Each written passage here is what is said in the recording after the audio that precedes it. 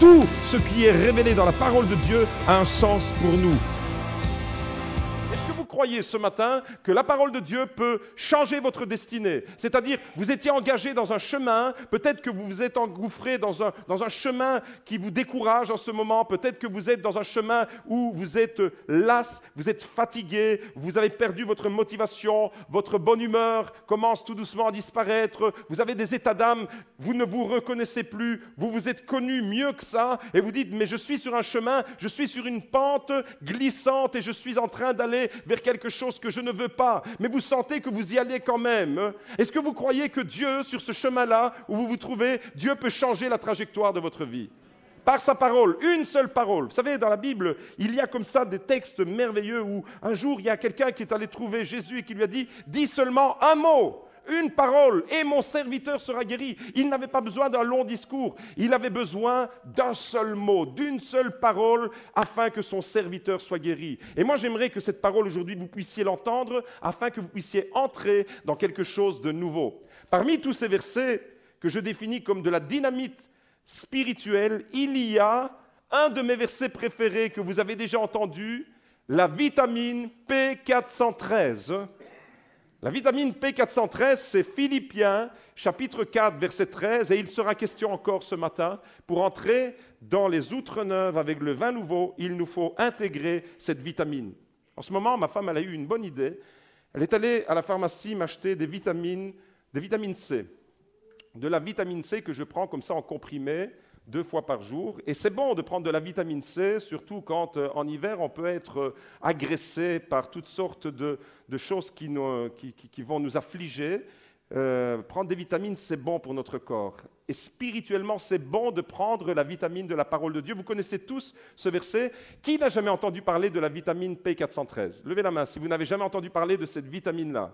Alors, ouvrez votre cœur parce que cette parole, elle est pour vous. La vitamine P413, c'est Philippiens, chapitre 4, verset 13. Et je vais lire cette parole, ce court verset, je vais le lire dans la version français courant, où il est écrit « Je peux faire face à toutes les situations grâce au Christ qui me fortifie ». Vous connaissez tous ce verset sous une autre expression « Je puis tout par celui qui me fortifie ». Est-ce qu'on peut proclamer ensemble cette parole sur notre vie, sur la vie de l'Église? Est-ce qu'on peut le dire ensemble? Je peux faire face à toutes les situations grâce au Christ qui me fortifie. Voyez-vous, on trouve dans ce verset les principes qui nous permettent de vivre avec une pensée positive, une action positive, une foi positive et une puissance positive. Autrement dit, il n'y a que du positif pour toi ce matin, dis-le à ton voisin, il n'y a que du positif pour toi. C'est une pensée positive, c'est une action positive, c'est une foi positive qui se dégage de ce verset et une puissance positive. Alors, premièrement, on reste focalisé sur ce verset, on va tout de suite l'analyser, le décortiquer, et vous allez voir que, premièrement, Paul dit « je peux ». Il affirme quelque chose de fort. Paul est en train de déclarer devant tous ceux qui disent « tu ne peux pas », devant tous ceux qui disent, devant la puissance des ténèbres qui s'est dressée contre toi, la puissance de l'enfer, le diable lui-même peut dire sur ta vie « tu n'y arriveras pas, tu vas échouer, tu vas être un échec ». L'apôtre Paul déclare, il fait une déclaration, et il est important de déclarer sur ton état de santé, sur ta maladie, sur ta situation, il est important de déclarer la parole de Dieu. Est-ce que ce matin, sur tout ce qui vous trouble, vous pouvez déclarer « je peux le faire, j'y arriverai, je peux y arriver ». Voyez-vous, ça c'est une pensée positive. Quand tu déclares sur tes difficultés, sur ta maladie, sur les épreuves que tu traverses, alors qu'à travers les épreuves, l'ennemi voudrait utiliser ces épreuves pour t'anéantir, toi tu déclares devant la face de l'ennemi, tu déclares « je peux y arriver ». Ça c'est une pensée positive. Ensuite, l'apôtre Paul va plus loin, il dit « je peux faire face ». Je peux, autrement dit, affronter. Je peux affronter n'importe quelle situation. Je peux affronter. Affronter une situation, c'est une action.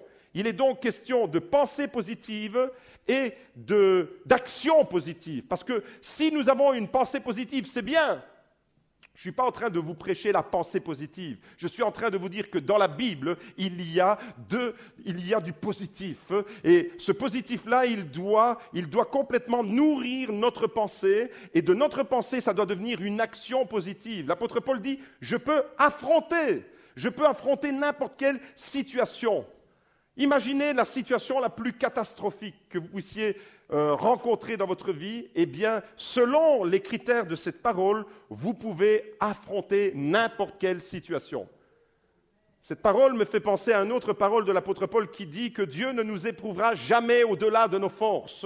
Dieu nous donnera toujours la capacité, à travers l'épreuve, il nous donnera le moyen de sortir de l'épreuve. Je peux donc affronter toutes les situations.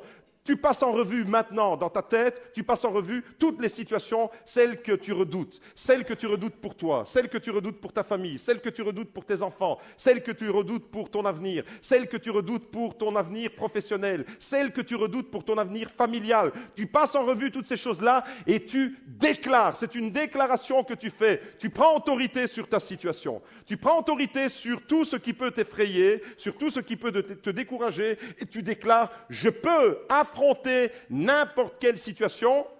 Et ensuite, la quatrième chose que l'apôtre Paul déclare dans ce verset, c'est « grâce au Christ qui nous fortifie ». Ce n'est pas parce que nous sommes plus forts que les autres que nous pouvons affronter toutes ces situations, c'est grâce au Christ, celui qui habite en nous. Et celui qui habite en nous, il nous rend capables. Il y a une puissance qui habite en nous, qui nous rend capables d'affronter toutes les situations.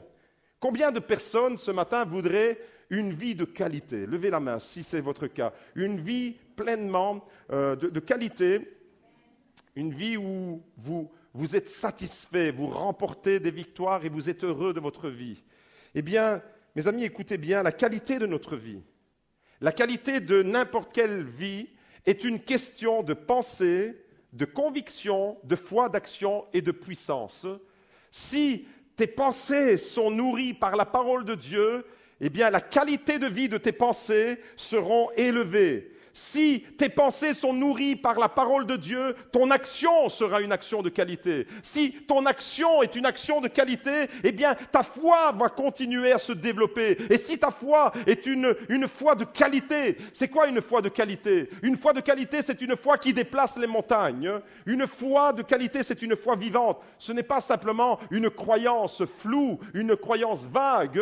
Bien souvent, nous limitons le mot foi à la croyance, mais ce n'est pas ça. Bien sûr qu'il y a de la croyance, je crois que Dieu existe, mais je peux continuer toute ma vie à croire que Dieu existe sans jamais le voir à l'œuvre dans ma vie.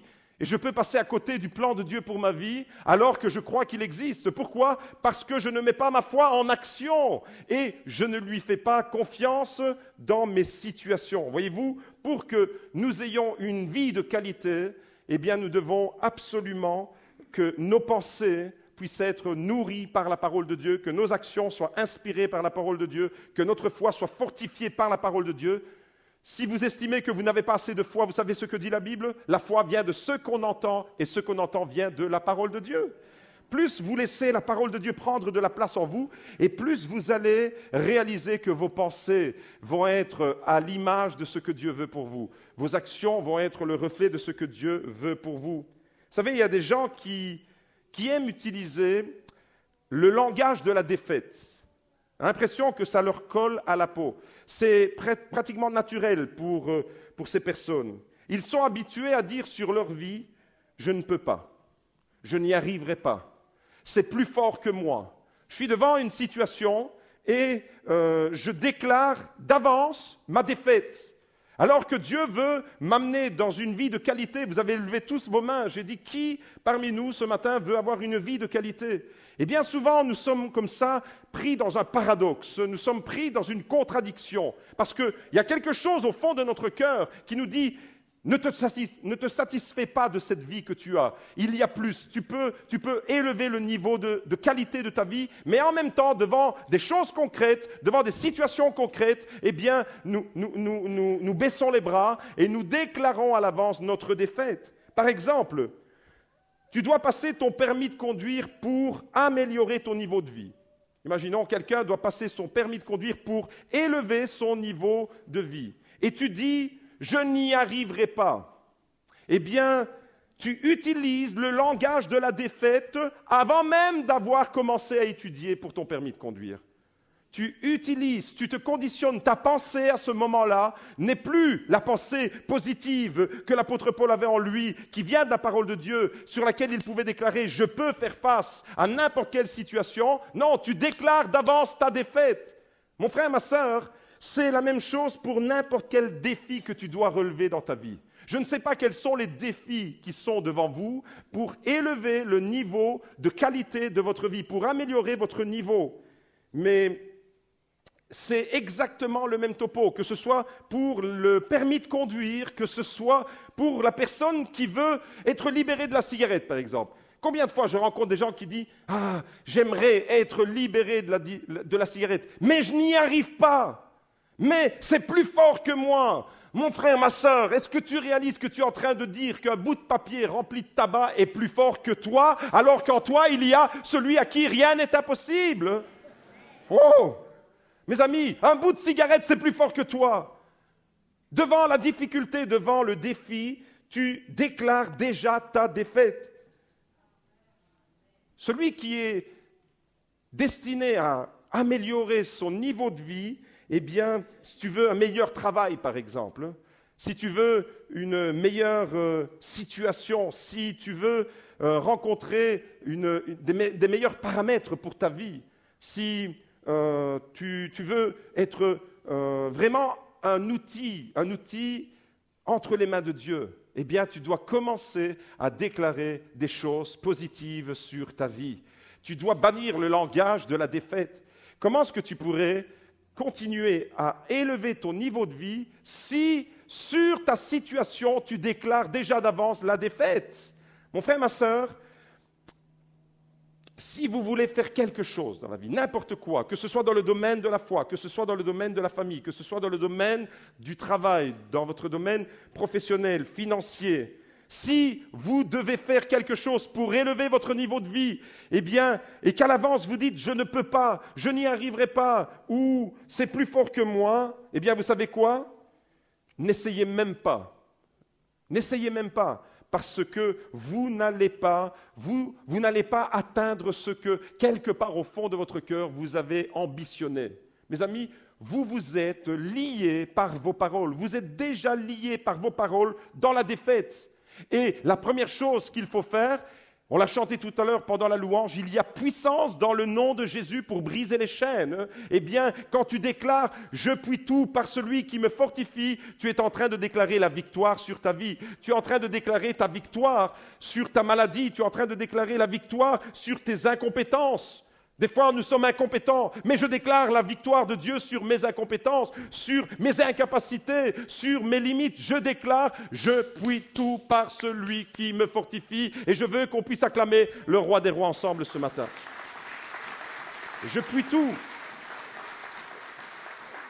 Bien souvent, quand j'observe la vie de certaines personnes, je vois qu'il y a quelque part au fond de leur cœur un peu ce schéma où on ambitionne, on désire améliorer notre niveau de vie, mais en même temps, eh bien, on se lie par nos propres paroles. Voyez-vous, la parole de Dieu nous raconte l'histoire d'un homme qui avait parfaitement intégré le principe de la vitamine P413. P413 à prendre matin, midi et soir, à user sans modération. Et on peut vous prescrire des ordonnances. Si vous voulez la vitamine, on peut vous la fournir sans aucun problème. P413, je peux faire face à toutes les situations. La Bible raconte l'histoire d'un homme qui avait parfaitement intégré ce principe alors que ce verset n'avait pas encore été déclaré. Un homme qui a vécu des milliers d'années avant que l'apôtre Paul ne le révèle sous l'impulsion du Saint-Esprit. Son nom, c'est Caleb. Est-ce que vous avez déjà entendu parler de Caleb? Caleb, nous lisons son histoire dans le livre des Nombres, au chapitre 13, à partir du premier verset. Alors, je vous plante un peu le décor. Le peuple d'Israël était pendant 400 ans esclave en Égypte, et au bout des 400 ans, Dieu a envoyé un libérateur. Le nom de ce libérateur, c'est Moïse.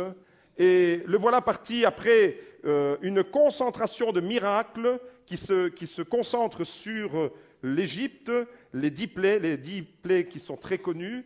Ensuite, Moïse va libérer le peuple d'Israël et va le conduire dans le désert. Mais le désert n'est pas une destination. Le désert est un lieu de transit. Le désert n'est jamais dans la Bible un lieu où tu vas aller t'installer. C'est un lieu de passage. Et quand Israël est sorti d'Égypte, eh bien, il devait passer par le désert, mais il ne devait pas rester dans le désert, parce qu'Israël est sorti d'Égypte pour la terre promise, le pays de Canaan. Mais entre la terre promise et l'Égypte où ils étaient esclaves, l'Égypte, c'est le lieu de l'esclavage, c'est le lieu des ténèbres, c'est le lieu de l'oppression, c'est le lieu de l'échec, c'est le lieu de la défaite. La terre promise, c'est le lieu de la conquête, c'est élever le niveau de vie. D'ailleurs, l'Égypte est en dessous d'Israël, du pays de Canaan. Et quand Israël monte en Israël, eh bien, ils élèvent leur niveau de vie. Ils vont être libérés. Socialement, ils vont élever leur niveau de vie. Spirituellement, ils vont élever leur niveau de vie. Et donc, quand Israël est libéré d'Égypte, ce n'est pas pour rester dans le désert, c'est pour transiter par le désert afin d'aller en terre promise. Vous suivez le schéma? Et au bout de 2 ans, Israël s'était installé au mont Sinaï, là, quelque part dans le désert. Ils avaient fait leur camp. C'était pas mal. Il y avait quelques jeux pyrotechniques que Dieu, de temps en temps, envoyait sur le mont Sinaï. Il y avait des spots naturels. Vous voyez, on n'a rien inventé à Beaudour. Il y avait des spots. Le mont Sinaï, des fois, il était tout illuminé. Il y avait, des éclairs, du tonnerre. Et à mon avis, ils ont tellement kiffé ce truc qu'ils se sont dit, on va rester là. C'est merveilleux. L'Égypte est derrière. Une montagne illuminée. Ça faisait vraiment branché, quoi. Et ils restent là 2 ans. 2 ans au mont Sinaï. Et puis Dieu leur dit, allez, maintenant il faut y aller. Et au bout de ces 2 ans qu'ils passent au mont Sinaï, Moïse reçoit l'ordre de Dieu d'envoyer des espions en terre promise afin d'aller voir comment était le pays. Jusque-là, personne ne l'avait jamais vu, le pays. Il chérissait une situation qui était une promesse, mais que personne n'avait jamais vue. Jusque-là, toute cette génération-là, personne n'avait jamais été mettre un orteil en terre promise dans le pays de Canaan. Et Moïse va recevoir l'ordre de Dieu de choisir 12 hommes qui sont des princes dans leur tribu, afin d'aller explorer. On va découvrir cette histoire dans Nombre 13, à partir du 1er verset. Je lis jusqu'au verset 3 et après on passe au verset 17. Envoie des hommes. Donc l'Éternel parla à Moïse et dit, envoie des hommes pour explorer le pays de Canaan que je donne aux Israélites. Vous entendez? C'est un don que Dieu fait. Dieu a donné le pays de Canaan aux Israélites. Vous enverrez un homme de chacune des tribus de leur père. Chacun d'eux sera un prince.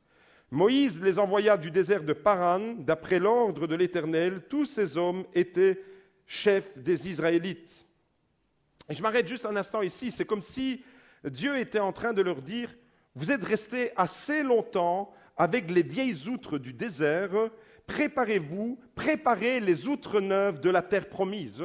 C'est comme si Dieu était en train de mettre devant Moïse et devant tout le peuple et devant les 12 espions, il était en train de mettre un défi nouveau. Jusque-là, ils ne connaissaient pas. Et ils doivent se préparer pour entrer dans la nouveauté. Ils doivent entrer dans une nouvelle saison de leur vie. Ils doivent se débarrasser des vieilles outres du désert pour entrer dans les nouvelles outres de la terre promise.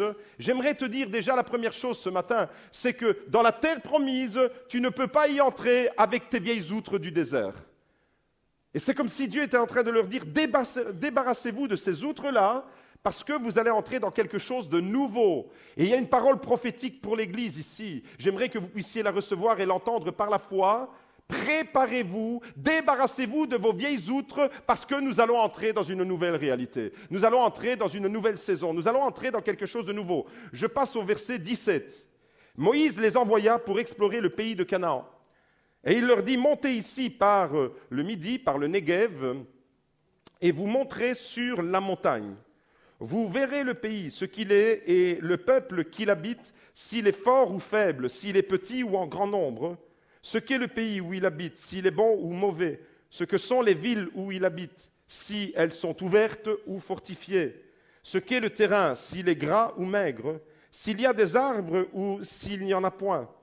Ayez bon courage et prenez des fruits du pays, c'était le temps des premiers raisins. Qu'est-ce qu'on fait avec du raisin? On fait du vin. C'était le temps des premiers raisins, on fait du vin nouveau. C'était préparez-vous parce que le vin nouveau de la terre promise arrive. Alors ils montèrent et ils explorèrent le pays, depuis le désert de Tsin jusqu'à Rehob, sur le chemin de Hamath. ils montèrent dans le Negev et ils allèrent jusqu'à Hébron, où étaient Ahiman, Sheshai et Talmaï, enfants d'Anak. Hébron avait été bâti 7 ans avant Tsoan en Égypte. Ils arrivèrent jusqu'à la vallée d'Eshcol, où ils coupèrent une branche de vigne avec une grappe de raisin qu'ils portèrent à 2. Est-ce que vous avez déjà porté une grappe de raisin? Est-ce que vous avez déjà été vendangé? Si vous n'avez jamais vendangé, je vous conseille d'aller chez Michel et Bérénice l'année prochaine, vous allez vendanger chez eux. Alors je vous assure que même les toutes grosses grappes de raisin que j'ai pu voir en Italie, il ne me fallait pas être à 2 pour la porter, cette grappe. Et là, vous imaginez la bénédiction que c'était. Cette grappe-là, elle était démesurée. Et ils arrivèrent alors à la vallée d'Eshcol, où ils coupèrent une branche de vigne avec une grappe de raisin qu'ils portèrent à 2 au moyen d'une perche. Vous imaginez la grandeur, la taille, la bénédiction, c'est une image de l'abondance, c'est une image de voilà ce qui vous attend, voilà le vin nouveau, il est en mode préparation pour vous en terre promise. Mais dans le désert, il n'y a pas de vigne, dans le désert, il n'y a pas de raisin, dans le désert, vos vieilles outres, vous allez devoir les jeter parce qu'elles ne vous serviront à rien. C'est un peu comme si Dieu était en train de les préparer au vin nouveau. Et ils prirent aussi des grenades et des figues. Donc c'était un pays où il y avait bénédiction. C'est une image. Le pays de Canaan, il est décrit comme un pays de lait, où il y a des courants d'eau, où il y a toutes sortes de fruits, alors que le désert, c'est le terrain aride, c'est la sécheresse, c'est la mort. La terre promise, c'est la vie. Vous saisissez? Mais là, à ce moment-là, le peuple d'Israël est dans un territoire de la mort, le territoire du désert, un désert redoutable. Alors on donna, au verset 24, à ce lieu le nom de vallée d'Eshcol à cause de la grappe que les enfants d'Israël y coupèrent. Ils furent de retour de l'exploration du pays. Ça, c'est intéressant. Voilà, ils vont, ils voient toutes ces choses, ils prennent des grappes de raisin, des figues, des grenades, ils font un pique-nique extraordinaire, et puis ils reviennent. Puisque c'est Moïse qui les envoie, ils reviennent devant Moïse. Et ils reviennent comment? Ils reviennent pour faire le topo. Ils viennent pour dire, voilà ce qu'on a vu. Verset 25, ils furent de retour de l'exploration du pays au bout de 40 jours. Ça a duré 40 jours en tout et pour tout. À leur arrivée, ils se rendirent auprès de Moïse et d'Aaron et de toute l'assemblée des enfants d'Israël à Kadesh, dans le désert de Paran. Kadesh, c'est une ville qui se trouve à la frontière entre le désert au sud et la terre promise au nord. Ils étaient tout près. Des fois, on est tout près de la bénédiction. Ils étaient tout près de ce territoire d'abondance, de bénédiction, mais ils étaient encore à côté. Et des fois, dans la vie de certaines personnes, on est tout près, on effleure les bénédictions de Dieu, mais on est encore à côté des bénédictions de Dieu. Et là, ils étaient à Kadesh Barnéa, dans le désert de Paran, à la limite de la terre promise, et ils leur firent un rapport, ainsi qu'à toute l'assemblée, et ils leur montrèrent les fruits du pays. Jusque-là, c'était positif. Voilà, ils reviennent avec cette grappe de raisin, avec les fruits, les grenades, les figues. Bref, j'imagine Moïse voir arriver toutes ces troupes. Je dis, super, on va pouvoir manger. Waouh, le raisin, c'est extraordinaire. Et puis, voici ce qu'ils racontèrent à Moïse. Nous sommes allés dans le pays où tu nous as envoyés. C'était bien un pays où coule le lait et le miel. On est d'accord jusque-là. C'est beau. Les promesses de Dieu, on les connaît. Moïse, c'est vrai.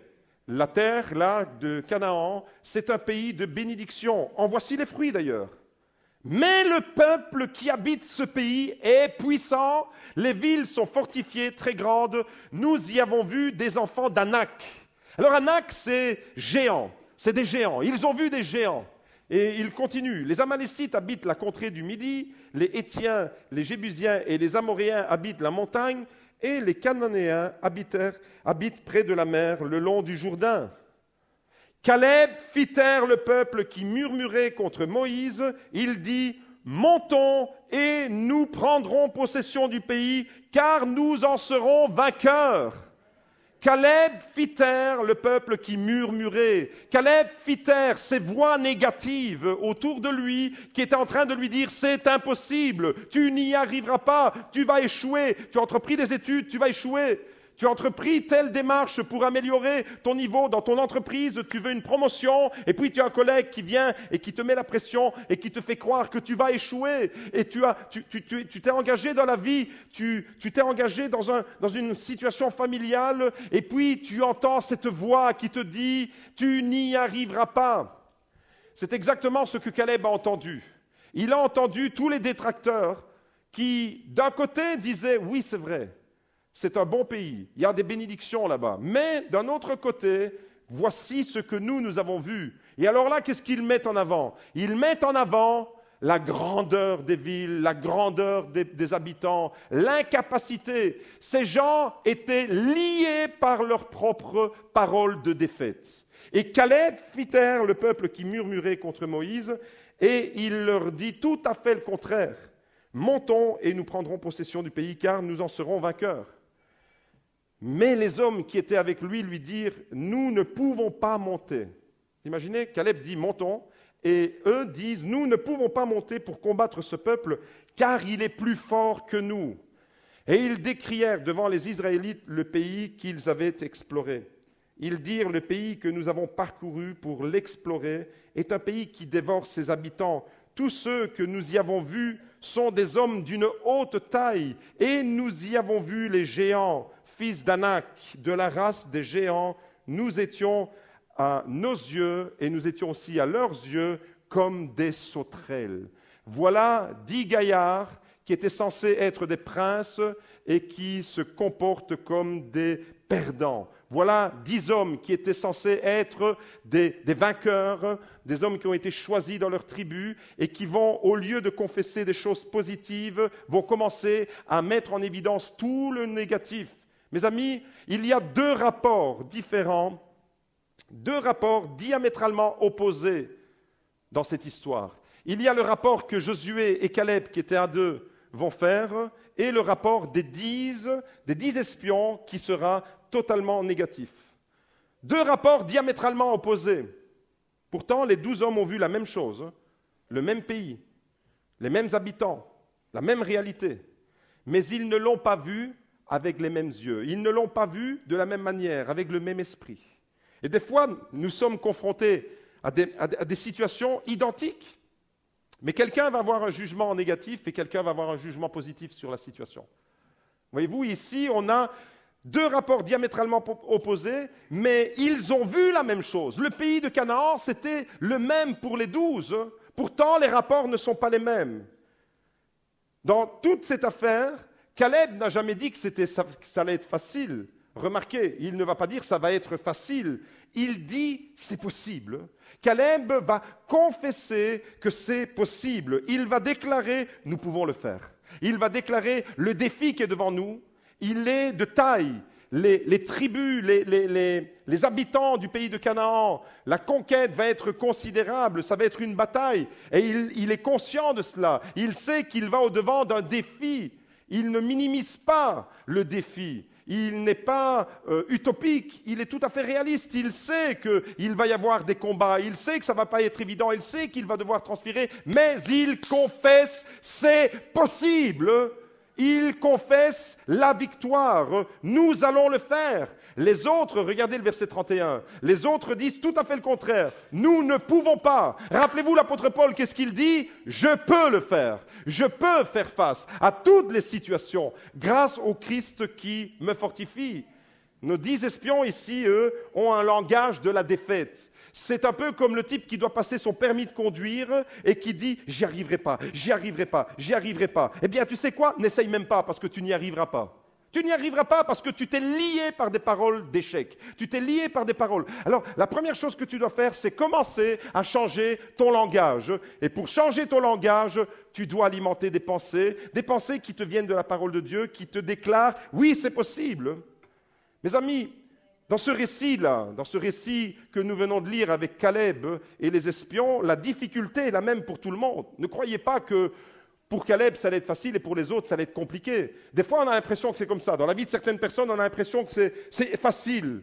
Ah, lui, il est béni dans sa famille. C'est facile pour lui. Il n'y a rien de facile, il n'y a rien d'acquis. On est toujours en train de batailler, les amis. Parce que ce qu'on construit laborieusement pendant des années, en une fraction de seconde, ça peut s'écrouler complètement. À cause d'un mauvais choix, à cause d'une mauvaise décision, on construit laborieusement, ça prend du temps. Et après, en un clin d'œil, en un claquement de doigts, ça peut complètement être détruit.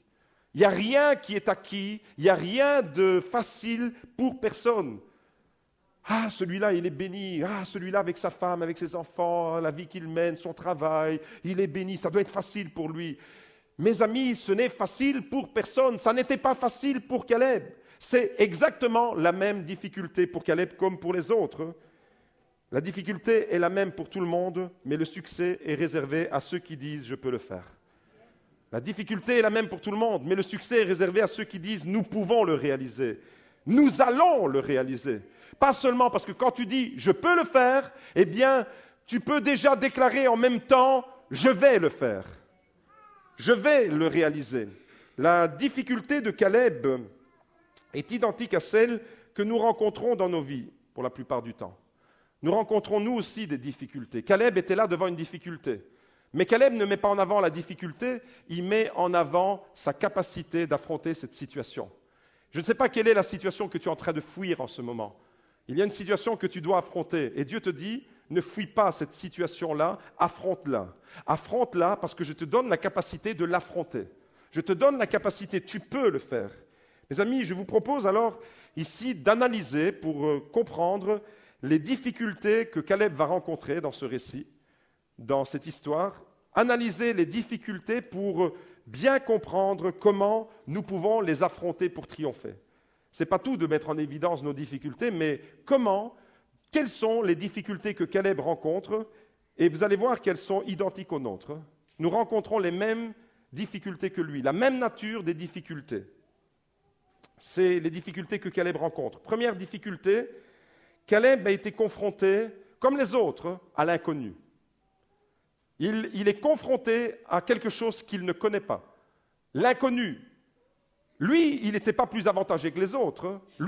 Pour lui aussi, la terre promise était une grande inconnue. Sa mission était d'explorer un pays dans lequel il y avait déjà des hommes qui habitaient, un pays qu'il n'avait jamais vu auparavant. J'étais au téléphone avec une personne il y a deux jours, et on parlait de ça. On disait, mais l'inconnu fait toujours peur.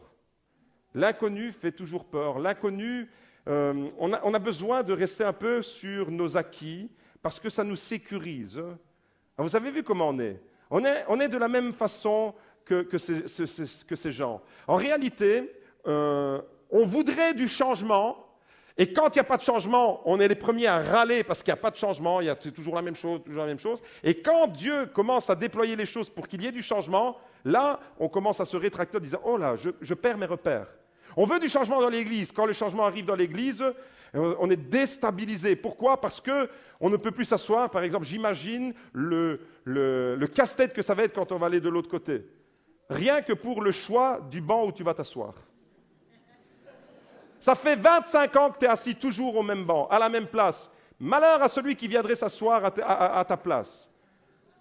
On veut du changement, mais quand le changement arrive dans l'Église, tout de suite, on prie pour qu'il y ait une vague de conversion, pour qu'il y ait des jeunes qui se lèvent, qui prennent leur place. Quand les jeunes se lèvent et prennent leur place, on est méfiant. C'est normal, c'est la nature humaine qui est comme ça. Rassurez-vous, tous les êtres humains sont comme ça. Vous n'êtes pas un extraterrestre si c'est votre cas. Voyez-vous, la première difficulté de Caleb, c'est d'affronter une situation qu'il ne connaît pas, un pays qu'il ne connaît pas. Lui, il avait vécu en Égypte et il avait vécu 2 ans dans le désert du Sinaï. Lui, son univers, c'était ça. Et il est confronté à l'inconnu. Dites-moi, est-ce que je me trompe si je dis que quand vous devez explorer un territoire que vous ne connaissez pas, tout de suite, ça suscite en vous de la méfiance? Je me trompe si je dis ça ou je dis vrai? Je vais faire un petit test ce matin. Quand vous allez quelque part dont vous connaissez la destination, est-ce que vous y allez toujours par le même chemin? Ou est-ce que vous vous aventurez dans des chemins que vous ne connaissez pas? Soyez honnête avec vous-même. Je n'ai même pas besoin que vous me répondiez à moi, répondez-vous à vous-même. Quand vous devez aller quelque part, La plupart du temps, je suis convaincu que si vous avez un chemin, un itinéraire pour arriver à destination, vous allez toujours prendre le même chemin, parce que ce chemin-là, il vous sécurise, parce que ce chemin-là, vous le connaissez, vous reconnaissez le quartier, vous reconnaissez l'épicerie du coin, la pharmacie là-bas avec la croix, vous reconnaissez le type qui est toujours devant la porte et qui compte des gens qui passent devant chez lui, vous reconnaissez. Bien sûr, c'est véridique ça. Moi, quand je passe à Ornu, je sais qu'il y a une maison où il y a toujours une mamie comme ça, une mémère qui est là, avec un grand tablier, et elle compte les voitures qui passent devant chez elle. C'est à Ornu que ça se passe, mes amis, c'est près de chez nous. Mes amis, quand on doit aller quelque part, la plupart du temps, on prend toujours le même chemin. Pourquoi? Parce que ça nous sécurise. Pourtant, on pourrait y aller par un autre chemin. Mais pourquoi on ne le fait pas? Parce que cet autre chemin est une inconnue. Et l'inconnue, on se méfie de l'inconnu. Ça suscite toutes sortes de sentiments, de peur. On préfère avoir nos petits repères, notre petit fonctionnement, notre petit rituel du matin. On se lève toujours à la même heure, à la minute près. Notre brosse à dents, elle est là. Et chez moi, j'ai un petit rituel. Ma brosse à dents, depuis toujours, elle est rouge. Et vous ne me ferez jamais me brosser les dents avec une brosse à dents bleue, parce qu'elle est rouge, la mienne. Ça n'a rien à voir avec la couleur politique, je vous rassure, mais peut-être un peu avec une équipe de foot en Belgique, mais ça s'arrête là. On a nos petits rituels comme ça, et vous allez faire le petit déjeuner toujours de la même manière, avec la même cracotte, avec la même biscotte, avec la même confiture. Pourquoi? Parce que vous avez un rituel, vous êtes programmé, ça vous sécurise.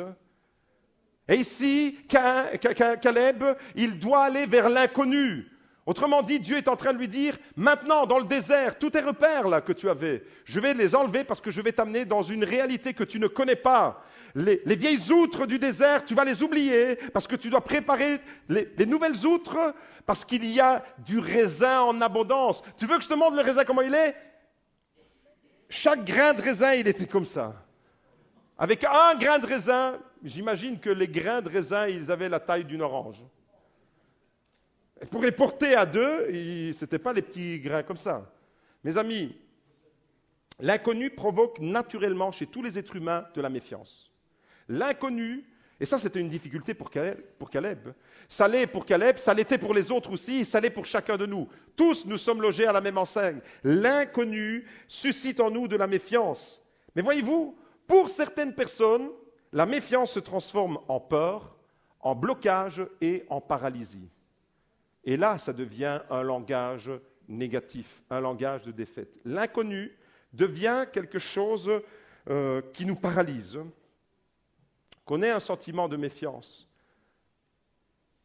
c'est une chose, mais que l'on soit paralysé par tout changement possible et potentiel, eh bien, on va aller au-devant de blocages, de paralysie, et on va rester dans un statu quo, on va rester dans une situation de laquelle on va se plaindre plus tard.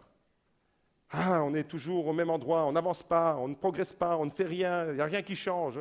Mais quand Dieu amène du changement, eh bien, tu te bloques et tu es paralysé. L'écrivain français Afi Dagoun a dit « La vie s'arrête lorsque la peur de l'inconnu est plus forte que l'élan ». Je trouvais cette phrase sublime. La vie s'arrête lorsque la peur de l'inconnu est plus forte que l'élan qui te pousse. Ça, c'est la première difficulté. Caleb l'a rencontrée, au même titre que les 10 autres. Mais Caleb ne s'est pas contenté de dire « c'est l'inconnu, j'ai peur et je reste en retrait ». Caleb a affronté l'inconnu. Deuxième difficulté, Caleb a affronté des géants, comme les autres.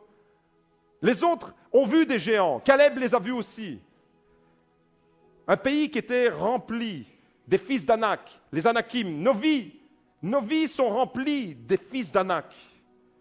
Vous savez, c'est quoi un géant spirituel? Un géant spirituel, c'est une force invisible qui t'opprime, qui veut t'empêcher d'entrer dans une sphère d'émancipation pour la gloire de Dieu. Caleb a vu les géants au même titre que les 10 ont vu des géants. Nous avons tous des géants à affronter. Nous avons tous des géants à abattre. Les géants de nos pensées. Dieu a un projet de bénédiction pour ta famille. Et puis tu rencontres une situation qui te dit « Non, la bénédiction, elle ne va pas venir dans ta famille. » Tu regardes ton mari et tu te dis « Jamais je vais être dans la bénédiction avec lui. » Tu regardes ta femme et tu te dis « Pire encore. » Comment est-ce que je pourrais être béni? Tu regardes ta situation, tu dis, j'ai même plus de mari, comment est-ce que je pourrais être béni? Tu regardes ta situation financière et tu te dis, ça c'est mon cas, mon compte c'est la catastrophe. Mes amis, ça peut être des géants, ça, des géants qui nous paralysent, des géants qui nous intimident. Ils ont eu raison sur la vie des 10 espions. Ils ont pris l'ascendant. Selon les critères de la parole de Dieu, moi je découvre dans la Bible que la foi déplace les montagnes. La foi décapite les géants. Une vraie foi, la foi qui est vivante, qui est agissante, c'est la foi qui décapite les géants. Comme David a décapité Goliath, lui aussi c'était un géant. Comme Caleb ne va pas reculer devant ces géants. Et des fois, nous sommes tellement intimidés par la grandeur de l'épreuve, par la grandeur du défi, eh bien que nous aimerions aller en terre promise. Je l'ai posé tout à l'heure la question. Combien de personnes aimeraient élever, améliorer leur niveau de vie? Ça, c'est votre terre promise. Toutes les mains se sont levées. Mais dans la réalité de tous les jours, demain, tu vas être confronté à une inconnue. Aujourd'hui déjà, après-midi, tu vas être confronté à un géant. Est-ce que tu vas permettre à l'inconnu et au géant de prendre le dessus sur toi pour te neutraliser, te paralyser? Mon frère, ma sœur, si tu dois passer ton permis de conduire, commence à dire « je peux le faire » et demain, prends ton carnet et commence à étudier. C'est concret avec Dieu. Ce n'est pas « j'aimerais passer mon permis de conduire ». Vous savez, vous pouvez dire toute votre vie « j'aimerais passer mon permis de conduire ». Et votre permis de conduire, il ne va pas venir tout seul. Je n'ai jamais vu un permis de conduire avec des petits pieds, des petites jambes, venir se déplacer, courir et venir rentrer dans votre portefeuille et dire « Coucou, c'est moi, le permis de conduire, je viens dans ton portefeuille. » Ça n'existe pas, ça. Si tu veux ton permis de conduire, c'est tes jambes que tu dois faire fonctionner. Et c'est la même chose pour tout, mon frère, ma sœur. Si tu te limites devant une inconnue, devant un géant qui t'impressionne, tu vas passer à côté de la terre promise. Tu vas passer à côté du vin nouveau que Dieu a préparé dans la terre promise. Les 10 mettaient en avant la grandeur, la taille démesurée des géants. Caleb mettait en avant la grandeur de son Dieu. Alléluia! Les chrétiens, les enfants de Dieu qui marchent avec cette parole, je puis tout par celui qui me fortifie, ne mettent pas en avant la grandeur des géants, ils mettent en avant la grandeur de leur Dieu. Je ne veux pas dire à Dieu, j'ai des grands problèmes, mais je veux dire à mes problèmes, j'ai un grand Dieu. Je puis tout par celui qui me fortifie. Mes amis, les difficultés de Caleb sont les mêmes, mais Caleb a une autre attitude. Caleb a un autre esprit. La troisième, et je terminerai avec ça, la troisième difficulté, Caleb a été confronté aux mauvaises influences de son entourage. Au verset 31. Caleb a été confronté au rapport ultra négatif que ses coéquipiers ont fait à Moïse. J'imagine Caleb et Josué, contents de revenir de l'exploration, 40 jours après, on va aller raconter à Moïse ce qu'on a vécu. Et puis j'imagine, ils s'approchent de Moïse, et ils étaient tellement contents de raconter, waouh, super, les bénédictions, la terre promise, on va la conquérir, on s'en fout, il y a des géants, mais on s'en fout des géants. L'inconnu, c'est bon, on part à l'aventure, waouh. J'imagine Caleb gonflé à bloc comme ça avec Josué. Et puis tout d'un coup, ils arrivent devant Moïse, et comme des gentlemen, ils laissent parler les autres. Et puis les autres, ils commencent à avoir un discours positif. Les autres, au départ, si vous avez remarqué, ils ne disent pas que c'est négatif. Ils disent, c'est vrai, le pays que nous avons exploré, c'est un pays où il y a du lait, de l'eau, le lait coule en abondance, c'est un pays de fruits, et voici les fruits. Mais, et il y a toujours ces petits mais dans nos vies qui viennent mettre de la zizanie. Il y a toujours les mais les villes sont fortifiées, les géants sont partout. Un jour, il y a un étudiant qui venait d'Italie à Jérusalem et ne connaissait pas bien le français. Et tous les samedis, il faut partir de Jérusalem à Tel Aviv pour le culte. Et lui, il traînait un peu, et en bas, il y avait tous les autres qui étaient en train de partir dans les voitures et dans les chéroutes. C'est des taxis collectifs pour Tel Aviv. Et puis d'en bas, il y en a un qui entend on va partir, s'il y a encore quelqu'un, il faut absolument venir. Alors lui, il entend qu'ils sont partis, et il court vers l'école et il commence à crier dans les couloirs « Ils sont partout, ils sont partout, ils sont partout !» Alors il y a un étudiant qui descend en catastrophe et qui vient et qui dit « Mais qui est partout ? Ils sont partout, ils sont partout !» En fait, il s'était trompé, le pauvre, il ne parlait pas bien en français et il voulait dire « Ils sont partis, ils sont partis !» Et il était en train de dire « Ils sont partout, ils sont partout !» Les géants, ils sont partout, ils sont partout. Et Caleb, il dit, ils sont partis, ils sont partis. Pour les 10, ils étaient partout. Pour Caleb, ils étaient partis. Mes amis, tout est question de perspective dans ta vie. Je l'ai dit tout à l'heure, pour que ton niveau de vie, pour que tes conditions de vie augmentent, tout est question d'état d'esprit. Ça commence dans tes pensées, ça se traduit dans la manière dont tu parles, dont tu mets les mots sur les choses. Caleb a été confronté aux mauvaises influences. Mais Caleb ne s'est pas laissé influencer. Il ne s'est pas laissé conditionner par les personnes négatives. Il va non seulement ne pas les écouter, mais il va les faire taire. Il va les faire taire. Tu viens à l'église, tu vis un bon moment, puis tu sors de l'église, il y a quelqu'un qui te plombe une réunion en te mettant une parole négative dans l'esprit.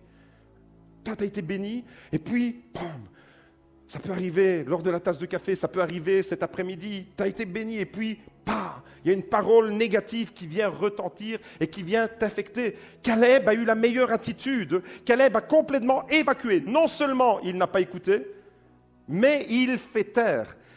Je crois que des fois, non seulement on écoute, mais on ne fait jamais taire ces mauvaises influences. Alors, si tu ne fais pas taire les mauvaises influences, les mauvais rapports autour de toi, tu sais ce qui va se passer ? Eh bien, la négativité, elle va rentrer dans ta vie et tu ne t'en apercevras même pas. Mais s'il y a une sonnette d'alarme qui dit « Oh là, ça c'est négatif, ça ne correspond pas à la volonté de Dieu. Dieu veut nous donner la terre promise et nous allons aller la conquérir, la terre promise. » Même s'il y en a 10 qui se dégonflent et qui disent « Les géants, ils sont partout », nous, on va les faire partir, les géants. Amen. Ça, c'est la foi qui déplace les montagnes. Tu n'écoutes pas. La différence entre Caleb et ses coéquipiers, vous savez c'est quoi ? C'est que Caleb se nourrissait de la vitamine P413 des siècles, des millénaires avant que Paul ne dise « Je puis tout par celui qui me fortifie ». Caleb avait une pensée positive et sa pensée positive devient une action positive. Son action positive était nourrie par une foi positive et une puissance positive. Je puis tout par celui qui me fortifie. Mon frère, ma sœur, les coéquipiers de Caleb avaient tout à fait une attitude contraire à la sienne. Le tableau pour eux était sombre, pessimiste. Ils ne voyaient que les choses en noir, que c'est triste de voir que dans la vie de certains chrétiens, c'est toujours le tableau négatif, sombre et noir qui est mis en avant et on ne voit plus, on ne voit jamais les choses positives que Dieu est en train de mettre en place dans notre vie, dans notre famille et dans notre Église. Que c'est triste. Ils voyaient tout en négatif. Pour les ancêtres comme moi, vous vous rappelez avant quand on avait des appareils photo avec les négatifs ? Vous alliez chez le photographe, il vous imprimait les photos. Et en même temps, il vous donnait les photos en couleur et puis il vous donnait les petites bandes négatives. Vous vous rappelez de ça ? Vous êtes tous des dinosaures comme moi. Parce que maintenant, ça n'existe pas. Eh bien, moi, je m'amusais quand j'étais gamin à vouloir regarder la photo à travers le négatif. Ça vous arrive aussi ? On a tous le même cerveau, apparemment. Et en fait, je regardais. Et je ne m'intéressais même pas à la photo, je m'intéressais à regarder si c'était. Puis je voyais des choses bizarres Mais vous imaginez si on regarde la vie toujours à partir du négatif, ce que ça veut faire ? On va passer à côté des belles couleurs que Dieu est en train de mettre dans nos vies. On va passer à côté des belles choses que Dieu est en train de faire. Ta vie, elle n'est pas négative. Ta vie, elle n'est pas négative de A à Z. Il y a peut-être un élément négatif, travaille-y. Mais cet élément négatif, ne le monte pas, n'en fais pas une montagne de cet élément négatif. Relativise les choses, considère, prends du recul, prends de la distance et regarde que ce que Dieu est en train de faire dans ta vie est très beau. Regarde les choses positives que Dieu est en train de mettre en place. Les coéquipiers de Caleb, eux, voyaient uniquement le négatif. Et il y a des gens comme ça, mes amis. Il y a des gens qui sont des grands spécialistes pour voir le négatif partout et le positif nulle part. Que c'est triste. Analyse ton langage et tu sauras quel est ton état d'esprit. Si, quand tu parles aux autres, tu amènes de la positivité dans la vie des autres, alors tu peux dire que ton état d'esprit est positif, alimenté par la parole de Dieu. Mais si chaque fois que tu parles aux autres, tu amènes dans la vie des autres du négatif, tu es alimenté par le même esprit. Mes amis, il y a des gens comme ça. Vous leur parlez 5 minutes et vous êtes déprimé pendant une semaine. 5 minutes. Et pendant une semaine, vous devez prendre des dafalgans parce que votre tête, elle va exploser. C'est la réalité. Je suis en train de parler de la réalité de la nature humaine. Et pas seulement de l'être humain en général. Je suis en train de parler de la nature humaine des gens qui sont ici, moi avec vous. C'est notre nature, ça. Nous sommes comme ça. Et nous avons toujours un choix. Et je vais ce matin lancer un appel pour que tu puisses répondre à ce choix. Soit tu restes avec un langage négatif, soit tu restes avec un état d'esprit négatif, soit tu te laisses contaminer par les rapports négatifs autour de toi, ou alors tu peux dire avec Caleb, je vais monter, nous allons monter, et nous allons nous emparer de la terre promise, nous allons conquérir le territoire que Dieu nous a donné. Il y aura des batailles, oui, il y aura des batailles. Ce sera difficile, oui, ce sera difficile. Il y aura des combats, oui, il y aura des combats, mais nous allons triompher, car je puis tout par celui qui me fortifie. Je peux y arriver. Il y a des défis dans ma vie, mais je vais y arriver. C'est dur dans ma vie, mais je vais y arriver. Il y a une situation qui me peine, qui est en train de me ronger, mais je vais y arriver et je vais amener ma famille avec moi dans la bénédiction. Je vais y aller. Caleb n'y est pas allé tout seul dans la terre promise. Il y a amené ses enfants et puis il a donné un héritage à sa génération. Waouh! Je puis tout par celui qui me fortifie. Quand tu as cette attitude-là, tu emmènes les autres dans la bénédiction. Le vin nouveau, il se trouve dans la terre promise. Caleb était prêt pour le vin nouveau de Canaan. Les autres ne l'étaient pas. Pourquoi? Parce que les autres restaient avec des vieilles outres du désert. J'aimerais que tu puisses fermer les yeux et que tu puisses analyser ta vie en ce moment. Caleb était prêt pour une vie de découverte, d'aventure, de conquête, de victoire, tandis que l'univers des autres était un univers d'échecs, de blocage, des vieilles mentalités non évoluées. Mon frère, ma sœur, je veux faire une déclaration ce matin.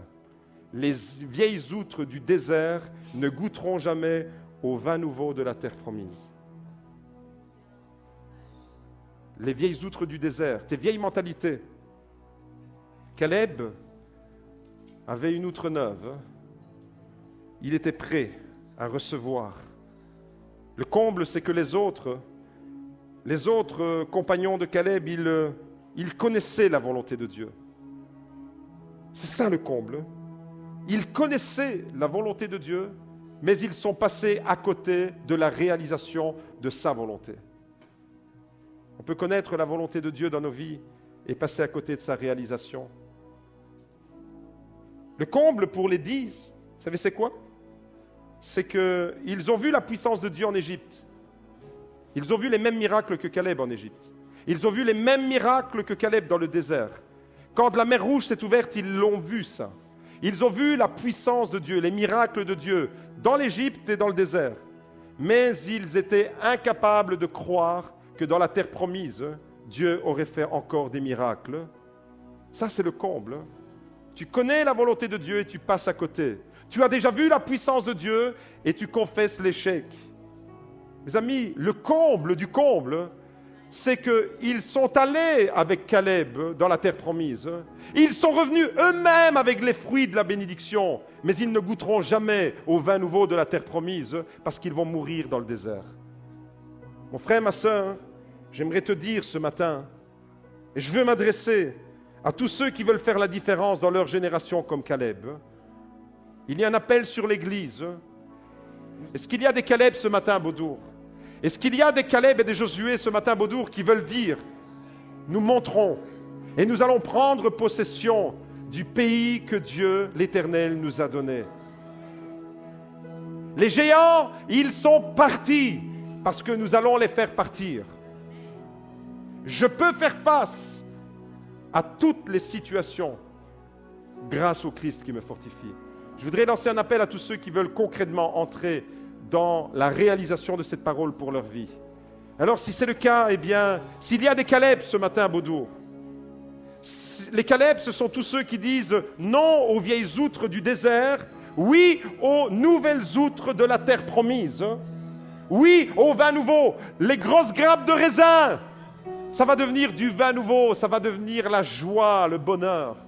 Alors, tous les Caleb, eh bien, je vous invite à vous lever et nous allons prier ensemble. Ne place pas l'inconnu devant toi. Ne mets pas l'inconnu devant toi. Ne mets pas les géants devant toi. Considère la grandeur de ton Dieu. Considère la grandeur de ton Dieu et non pas la grandeur de tes géants.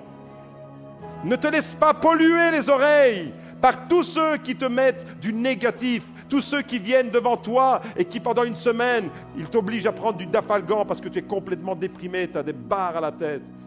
N'écoute pas ces propos. Crois dans les promesses de Dieu. Ne permets à personne de te détourner du plan de Dieu. Et le plan de Dieu, le projet de Dieu, la volonté de Dieu pour Israël, c'était la terre promise. Et Caleb ira en terre promise. Pour nous, ici, ce matin à Beaudour, la volonté de Dieu, le plan de Dieu, c'est de nous amener dans notre terre promise, une terre de conquête. La terre promise, ce n'est pas le ciel, parce que dans le ciel, il n'y aura plus de géants. Dans le ciel, il n'y aura plus de combats. La terre promise pour nous, c'est ici, sur terre. C'est ici que nous devons mener des combats. C'est ici que nous allons devoir chasser les géants. Dans le ciel, il n'y a plus de géants, il n'y a plus de combats. Donc notre terre promise, elle est déjà là. Elle est à portée de main. Ne permettez à rien, ni à personne, de vous détourner de la volonté de Dieu pour votre vie. Tellement de bénédictions, tellement de réjouissance avec ce vin nouveau de la terre promise. Alors à tous les Caleb potentiels ce matin, à tous ceux qui disent « Je peux faire face à toutes les situations grâce au Christ qui me fortifie », je voudrais vous lancer un appel. Levez les mains si vous voulez être un Caleb ce matin. Levez les mains si vous voulez être animé du même esprit. Et nous allons prier, chercher la face de Dieu. Peut-être que ce matin, il y a des demandes de pardon à formuler. Peut-être que ce matin, il y a des demandes de pardon à présenter devant Dieu en disant « Seigneur, pardonne-moi parce que j'ai mis l'inconnu en avant au lieu de te faire confiance. » Peut-être que ce matin, tu dois demander pardon à Dieu parce que tu as mis les géants en avant au lieu de mettre la grandeur de ton Dieu. Peut-être que ce matin, tu as des demandes de pardon à formuler à Dieu et à d'autres personnes parce que tu es venu polluer les oreilles de quelqu'un d'autre à cause des propos négatifs que tu as tenus. Peut-être que ce matin, pour être un Caleb, tu dois passer par là. Tout ce qui est révélé dans la parole de Dieu a un sens pour nous.